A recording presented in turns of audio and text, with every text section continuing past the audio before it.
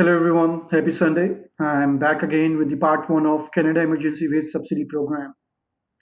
And the reason I've divided this topic in two parts is this is a tricky program, and I wanted to spend quality time on part two, which talks about the calculation of subsidy. And I wanted to spend quality time on part one as well, which talks about the eligibility criteria. So that's the reason I've divided the video in two parts, part one and part two. I'm using technology to make it more visual for you. I have come up with slides so that you can go through it with me while I am making you understand this. Who is an eligible employer?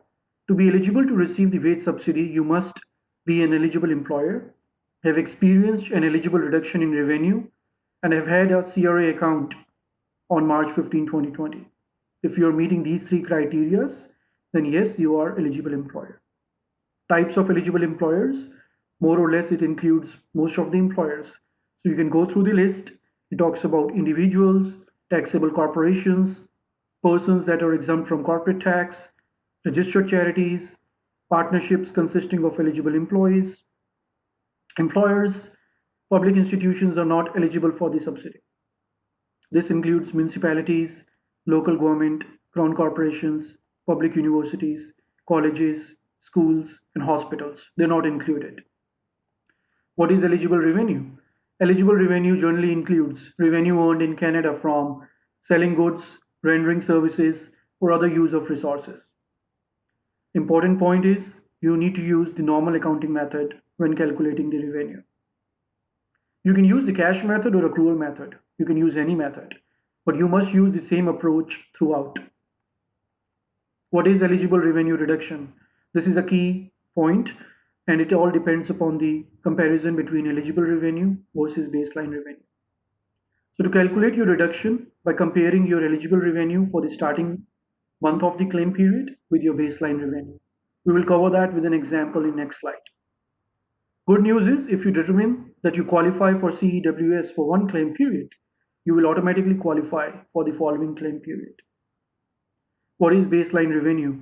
Your baseline revenue is either revenue you earned in the corresponding month in 2019 or the average of revenue you earned in January and February 2020, which is current year.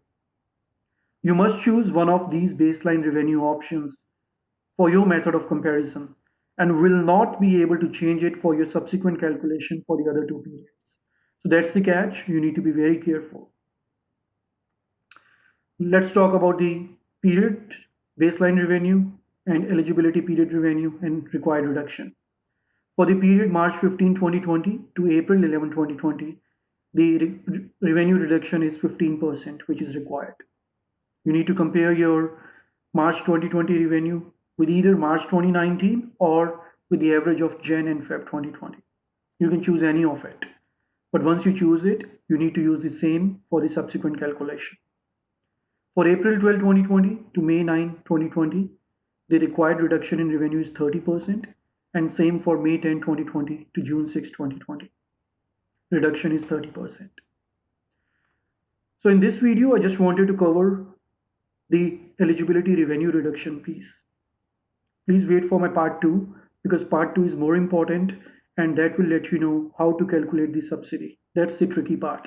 I've used some tricks that will make it very easy for you. And if I'm saying it because the reason being, I spent a lot of time in understanding it and trying to make it easy for you.